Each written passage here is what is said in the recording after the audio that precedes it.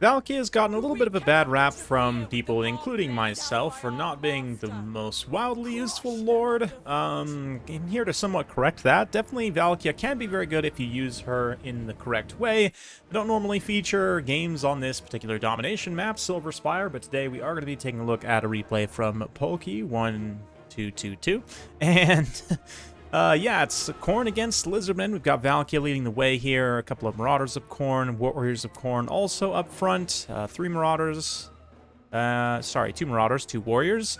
The Hellforge Host, Regiment of Renown, Exalted Bloodletters, 2 Halberds, 3 Halberds even. And that's it for the starting army on this side. Over on the Lizardmen side, we've got a Slan of Life, a Stegodon here, a bunch of Saurus and Skinks for capture weight, a couple of Ferrobastildons as well. Let's take a look at the reserves. For Khorne's reserves, a Blood Brute Behemoth, great choice. Tricky to take out of reserves, though. Let's see how that plays out. 3 Forsaken of Khorne, 3 Marauder Horsemen, and 3 Furies. The Lizardmen got a single Sacred Kroxigor, Regiment of Renown Red-Crested Skinks, the Unbreakable Cohort of Sotek, a couple of Saurus Spheres, 1 regular Saurus Warrior, 2 Chameleon Stalkers, 2 Chameleon Skinks, 2 Feral Cold Ones, aka the Clever Girls, and 2 Skink Jabs as well. And that Blood Brute Behemoth in particular for Khorne is going to be interesting. To see a unit that expensive in reserves is not typical, but this is a map in a situation where perhaps you could make it work. You can see here that Khorne's already a good decent of the way there to saving to bring that Blood Brute out early, which they are going to do. So back to kind of Valkia for a minute. Her strengths obviously are her flying, 95 speed, pretty solid, anti-large AP, although only 20 bonus versus large. Still puts her under 500 weapon strength against large targets, although it does give her 84 melee attack against said large targets, 55 charge also with Frenzy active. Of course, she's got her Demon Shield to give herself damage immunity for a very short time, only 13 seconds. Spear Slot here, importantly, reflects some of the only AoE kind of magic damage that Khorne has access to. And then she also has a couple of little support abilities here, some of which I forget about, but the Scarlet Armor in particular against Lizardmen to debuff their weapon strength. Lizardmen, Saurus, and monster units tend to have very good weapon strength. That can be quite useful in helping to equalize that out for Khorne here. Yeah, still saving for the Blood Brute, it looks like. Whereas the Lizardmen are starting to bring out some units here. We've got those Sacred Kroxigors online, Chameleon Skinks. It'll be interesting to see if the Sacred Kroxies are able to get on the Hellforge Host here. They could be a decent enough counter, but Marauders of Khorne, probably one of the worst low-tier infantry in the game, in my opinion. They're just so disappointing. They're just, yeah, they're really bad, to be honest. Their melee defense is too low for them to be effective at killing chaff. They end up taking too much damage in return.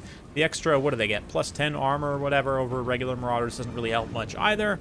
And just generally a very disappointing unit. They will not be winning a lot of low-tier fights, which you might expect them to, considering their Khorne infantry should be very good, but unfortunately they are not. So anyway, there are a couple here just to help pad out some extra cheap numbers and capture weight, which I do appreciate that, but let's see how things get on here. This Silver Spire often descends into a giant blob fight on the center objective, which is why I tend not to feature games on this map too much, but we'll feature this one mostly because as Valkia doing what she should be, which is first using a little bit of AoE magic damage. That one really didn't do too much because the Saurus are kind of spread out in their formation. Maybe would have been better to wait until they're all bunched up, but let's see there. Oh, this is going to be a big, nasty Dwellers Below from Lore of Life caster, but seeing an opportunity, Valkia drops down using her anti-large AP to go directly after the Slan here. Obviously, this is a fight that she will excel at, but also doesn't want to get caught up by like the Sacred Kroxigors and other units helping to defend here. Stegodon using its Ballista primarily from the back to take some unit models off of these Hellforge hosts here. They haven't really done too much damage, but a little bit of something. Here comes the Blood Brute, though, summoned up by Khorne. Got the Marauders making their way downtown as well. And, of course, the Khorne Halberds are holding out, taking a big old volley of Javelins directly to the face. Armor will help resist some of that damage, but Javelins have a decent amount of AP. They don't have volleys, really. They only have the one volley, right? But 4 AP per shot. Definitely not too bad. Valkia also getting a little bit caught up here in the Sacred Kroxigors. Potentially not a great situation for her, but let's keep an eye on things. Certainly, Sacred Crocscores don't have the highest attack in the world, as is typical of Lizardmen. Great weapon strength, but low attack stats. Means that they're really not going to be making much contact with their high melee defense there. You can see the damage she's taking relatively low. Of course, their weapon strength also being debuffed by her as well. And with the Blood Brute out now to help kind of grind through this, Khorne's in an okay position. That being said, definitely superior capture rate for the Lizardmen is going to be causing some problems in the mid-game here, as the, I guess, still kind of early game. They're just not able to amass enough cost-effective capture weight to rest these objectives. So it's going to be a little bit of a slow play for Khorne, just trying to grind through the Dino Blob here. The Blood Brute definitely can get it done, even against a faction like Lizardmen that has access to a lot of missiles, all of which are currently focusing on the Blood Brute, which is definitely the right call. We've got some chameleons over here. Stalkers over here actually trying to push back the Furies, but the Furies are coming in and doing some really nice damage. Of course, Khorne Furies are excellent. Another really nice spear slot near there. Again, value-wise, it's not the best just to take out Skink Cohort, but also got a chunk out of those Saurus Warriors. And tactically, in order to protect the Blood Brute, you definitely want to try and take as little missile damage as possible. So, yeah, tactically, I do agree with that there, not to mention, of course, Valkia herself charging down into her own supporting infantry. Even though, she's an anti-large type character, she does still have pretty good splash attacks. And flying characters, one of the best use cases for them, whether they're on a Griffin mount, like a Pegasus mount, anything like that, or obviously in Valkia's case, just flying about on her own two wings. Generally, a great way to use them is to hammer an anvil into your own infantry. Then you can kind of pull through your own infantry to screen, get back up in the air, and come around for another cycle charge, right? And just, it's generally the best way to use Flying Lords. You don't want to try and use them as like a one-man or one-woman army. In the case of Valkia, definitely needs to be fighting with support as much as possible. Of course, dragons are a little bit of a different story. If they have enough HP, and, you know, like Malekith, for example, has physical resistance and self-healing on his dragon, he can kind of operate somewhat independently. But for squishier, you know, Griffin and Pegasus and other flying-type lords, definitely want them fighting with support. Like here, Valkia is trying to dive the Slann, ends up getting surrounded by the Crocscores again. Not that much of a dangerous situation for her. Look at this, too. The Marauder Horsemen in the back line. Anti-infantry, 44 weapon strength with Frenzy. Yeah, +5 bonus versus infantry. 40 charge bonus. Probably the best hybrid cavalry in the game in terms of missile and melee power. And just cleaning up a ton of units there in the back line. Meanwhile, Khorne's finally pushed back enough of the Lizardmen to capture this objective here. Hellforge Host also got their blades charged up. Their Fell Blades, or whatever it's called, just from killing Skinks and Saurus here. And yeah, it looks like most of them are continuing to blend through Saurus quite efficiently. Yeah, the Hungering Blades, that's right, the Regiment Renowned specialty. Upgraded version of Hellblade. Valkia also managing to mostly extricate herself, and more importantly, not take too much damage, while also dishing some significant damage in return. Blood Brute can now make its way over, similar to what we saw yesterday with Taurox and the Blood Brute. Valkia and the Blood Brute can do quite well together. Generally a great monster, this guy, and the fact that Khorne has access to it does give them a really potent tool in Domination. Domination especially, but even in land battles, I mean, I would probably be taking the Blood Brute in a lot of situations right now. Given that healing on single entities with this much HP is a little bit busted, I would expect that a lot of the passive healing effects will probably get nerfed at some point for single entities especially. But for the time being, definitely take advantage of that power. Nice banishment comes through. Not going to do too much to those Forsaken, given their extra spell resistance. I think they even have, like, increased spell resistance. No, I thought they gave him something over... Yeah, because they get Frenzy anyway, so it's not like it's a special ability for Khorne. But, man, quite cinematic looking. These lizards fighting in the shallow water here, of course. Doesn't count necessarily as shallow water for gameplay purposes, but still. Khorne also kind of getting pushed back at this point. Lizardmen were able to come in and recap this objective, pushing through with a lot of Saurus as the Skinks came in here. Khorne hasn't been quite able to finish off like these Feral Bastillodons, and the Slann itself. Stegodon also still quite healthy, so all the single entities for the Lizardmen still fighting. But Valkia finds her way through. Going to get some hits on the Slann here, while the Blood Brute fights it out in the back there. You know, with these single entities, if they can go 3v1 on the Bloodroot, 4v1 on the Bloodroot, it'll be a pretty bad time for it. But as it is right now, it's not really taking enough damage to really work through its HP. It's been able to get up to its healing cap, which, I mean, does mean that it's been taking a slow trickle of damage. And in the end, that's going to all add up, certainly. But it's not fast enough to make enough of a difference. Bloodroot's already gotten some great value, no doubt. Yeah, almost 3,000 damage value already without even, you know, quite heal capping. Pretty close to heal capping, but there you go. More javelins coming in. We've got some more chameleon skinks coming in, just firing at whatever they can get their hands on.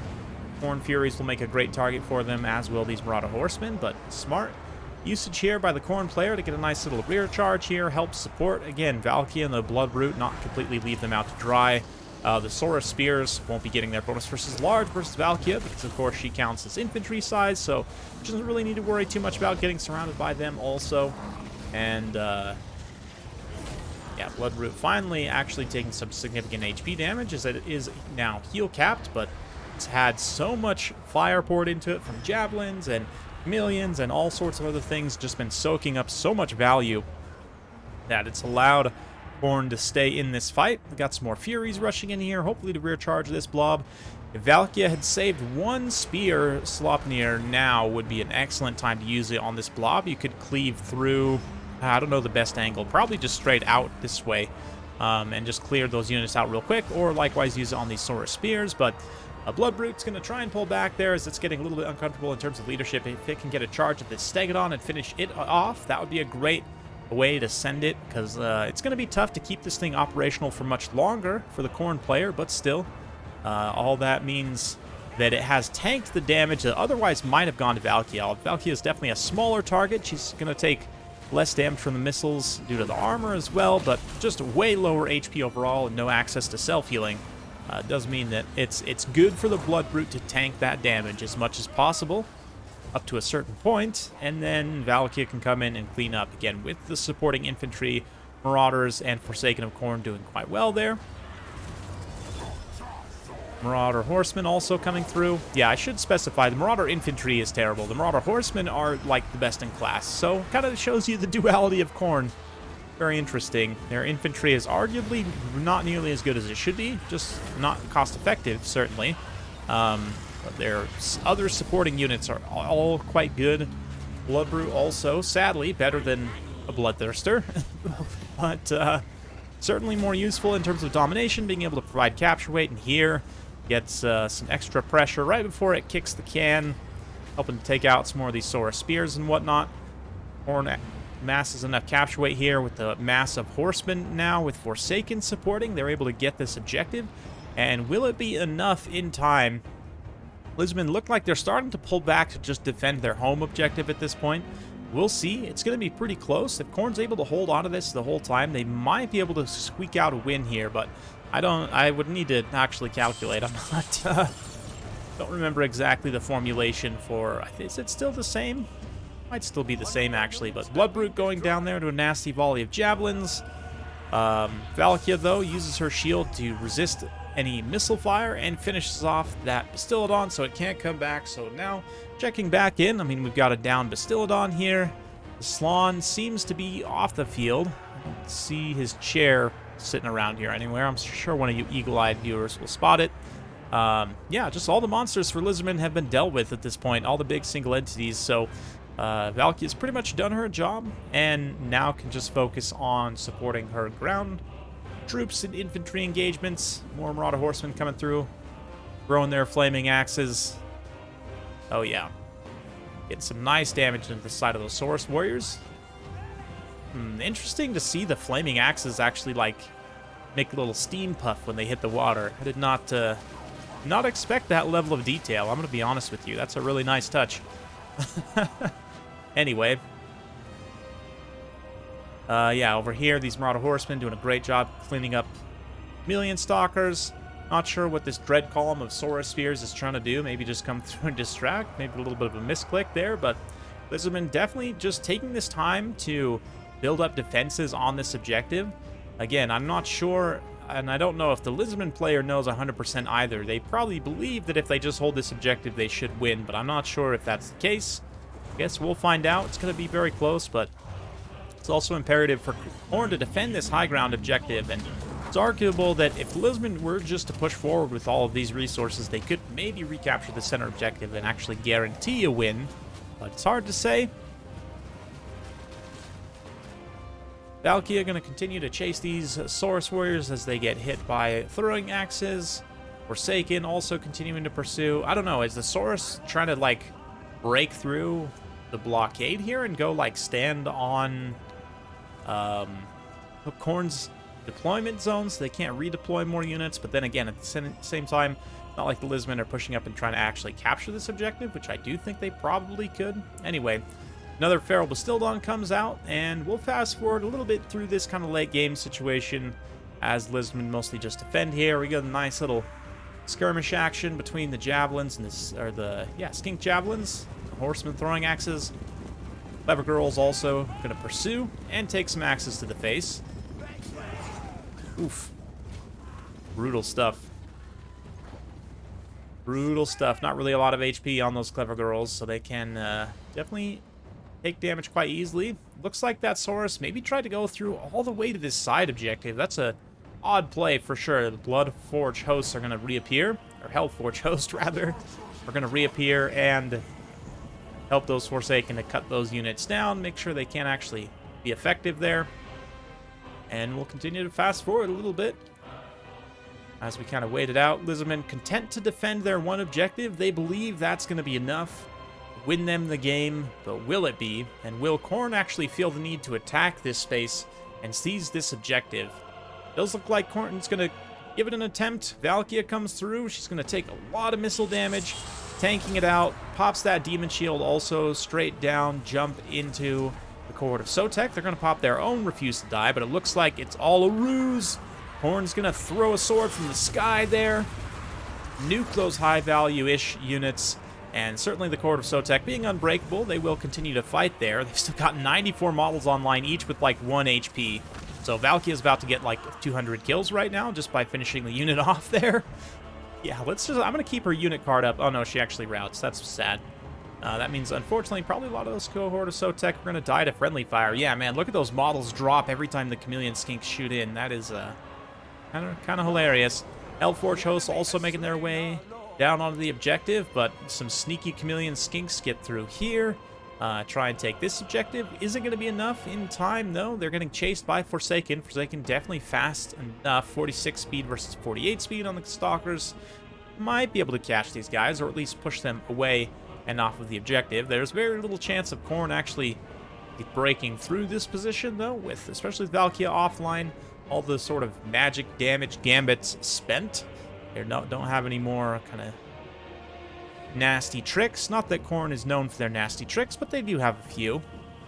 They've all been used up at this point, though, so we'll see. Red Forsaken chasing the Red Skinks. Red Chameleons-ish.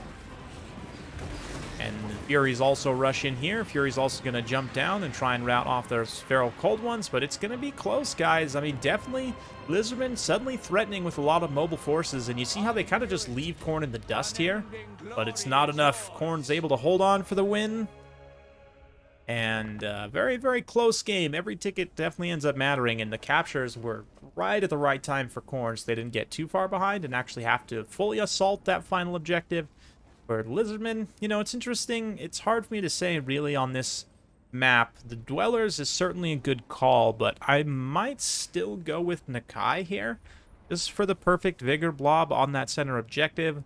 You know, he'll also help trade decently against certain targets. I don't know, him and Valkyria in a 1v1, it's probably not clear-cut who wins that to me. It's probably like a 50-50 or 40-60 engagement, if I had to guess. One way or the other, but regardless, very great use of Valkyria here. Love to see her kind of hammer and anvil, cycle charging, supporting, and generally doing what Flying Lords should, which is not fighting alone. 1500 on the Hellforge host also got resummoned. Didn't really do a lot on the second time around, but paid for themselves probably on the first. Likewise, Halberds doing a similar thing. I mean, I was talking crap about these Marauders of Khorne. They actually do end up paying a little bit of value back, but just generally They are pretty terrible for low-tier infantry. Bloodbrew Behemoth is definitely not terrible. One of the best monsters in the game probably right now, especially for Khorne and for Beastmen both. Yeah, the Khorne Forsaken also can be quite solid. Khorne Horseman, though, look at that. 124 kills, 1,400 value, 97 kills, only 400 value, but still 111 kills, 941 value. Just such a strong unit. Weak to missile fire, definitely absolutely weak to missile fire, but can be quite potent in the right situation. Same thing with these Furies. Lizardmen, yeah, I mean, the monsters ended up actually trading okay. I'm not the biggest fan of the Feral Bastildons. I feel like they're just too weak overall in terms of stats to really be effective here. Probably combine their cost and take...